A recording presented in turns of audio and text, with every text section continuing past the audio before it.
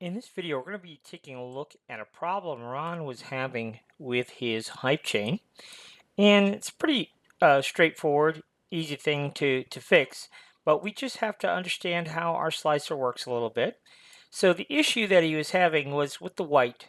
The white is printing on the black, and he says the white is not wide enough for him. He would like it to be nice and crisp white. Well, really, the only option that we have to resolve his issue is to print the white thicker. So if you run across this situation, this is what you got to do to make those changes. So first of all, we're going to alt click on our white shape here. We're going to go to scale and you'll see that it's a millimeter thick. So that is pretty thin. And I will say this about white in general is there are some whites that are super opaque and other ones that are semi-transparent. So it could be he's using a particular brand of filament that is a little bit more transparent. Normally, 5 layers thick would get the job done as far as hiding the color uh, that it's sitting on top of, but in his case, he doesn't feel like it does. So the other thing we really should take a look at is exactly how the white is printing.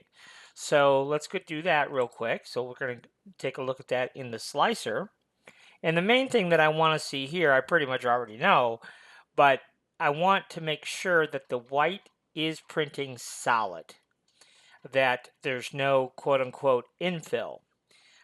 It's only a millimeter thick, so it should be printing solid, of course.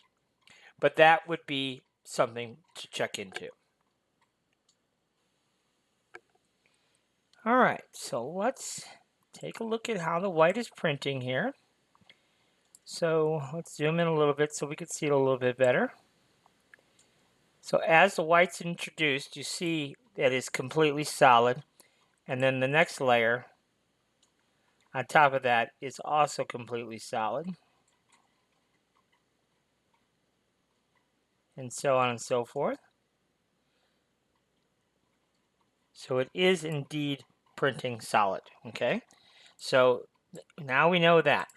All right, so what are we going to do? Well, I think what we're going to do is let's all click on the white again, and let's go to the Move tool and just sneak a peek at its current Z value, which is 8.5. So let's go ahead and set this, instead of 1, let's set it to 3. Okay, and if we go to our Move tool here, you will see that it still says it's at 8.5 for the overall height, but we need to drop that down to 6.5. So we made it 2 millimeters thicker, and so now we're going to lower the Z by the same amount. Actually, we want 7.5. My bad.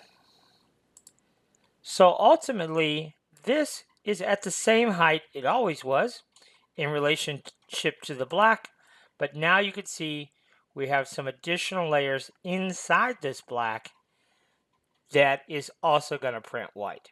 Okay, so if we go ahead and print it now, we'll have, instead of 5 layers, we have 5 layers for each millimeter. Now we're going to have 15 layers of white. Okay, that is going to get you as white as you can get. So we're going to go ahead and save this for Ron because that's the way he wants it.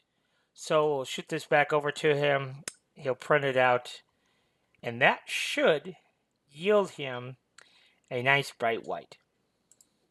So that's how you take care of just making it a little bit thicker if the color is just a little bit too transparent. So until next time, thanks for watching.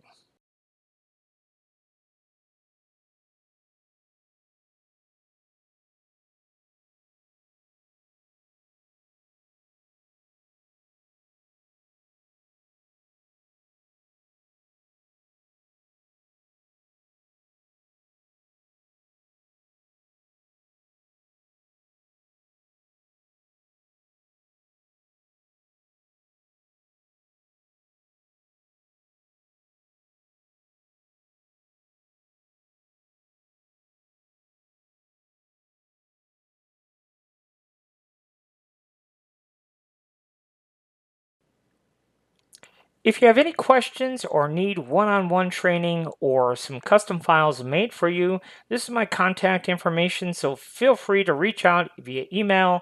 You can text me. You could even give me a call.